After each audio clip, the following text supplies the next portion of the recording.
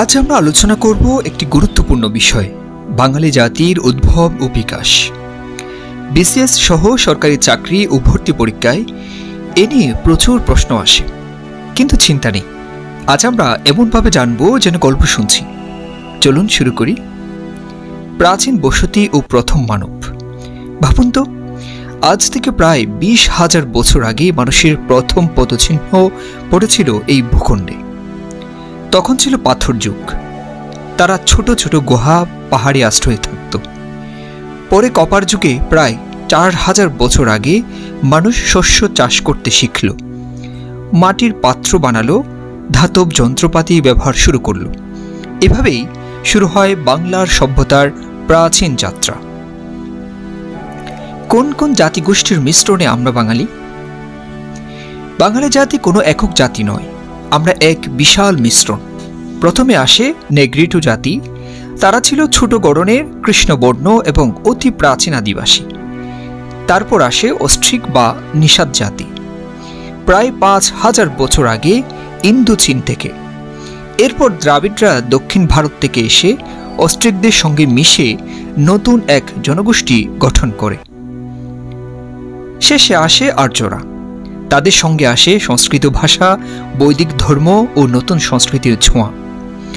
সবাই মিলে গড়ে তুলে আজকের বাঙালি। বাঙালি শব্দের উৎপত্তি ও নামকরণ। কিন্তু বাঙালি শব্দটা এলো কোথা থেকে? প্রথমে ছিল সংস্কৃত বঙ্গ, পরে ফার্সিতে হয় বাঙ্গালা। সেখান থেকে বাংলা ভাষায় রূপান্তর হয়ে আমাদের পরিচয় হয় বাঙালি। এবং 1352 সালে সুলতান ইলিয়াস শাহ প্রথম শাহী বাংলা নামের রাজ্য প্রতিষ্ঠা করে জাতীয় পরিচয়কে স্বীকৃতি দেন। মধ্যযুগ থেকে নবজাগরণ। মধ্যযুগে বাঙালি সংস্কৃতি ও সাহিত্য দ্রুত বিকাশ লাভ করে। আলাউল, সৈয়দ সুলতান, দৌলত কাজী প্রমুখ লেখক সাহিত্যকে সমৃদ্ধ করেন। মীর মোশাররফ হোসেনের বিষাদ সিন্ধু এবং অন্যান্য রচনা আমাদের আত্মপরিচয়কে গৌরবান্বিত করে। এরপরে আসে 19 শতকের নবজাগরণ। রাজা রামমোহন রায়, ঈশ্বরচন্দ্র বিদ্যাসাগর সামাজিক সংস্কারের নেতৃত্ব দেন। রবীন্দ্রনাথ ঠাকুর বাঙালি সাহিত্য ও সংস্কৃতিকে বিশ্ব দরবারে পৌঁছে দেন। বেগম রোকেয়া নারী শিক্ষার আলো ছড়িয়ে দেন।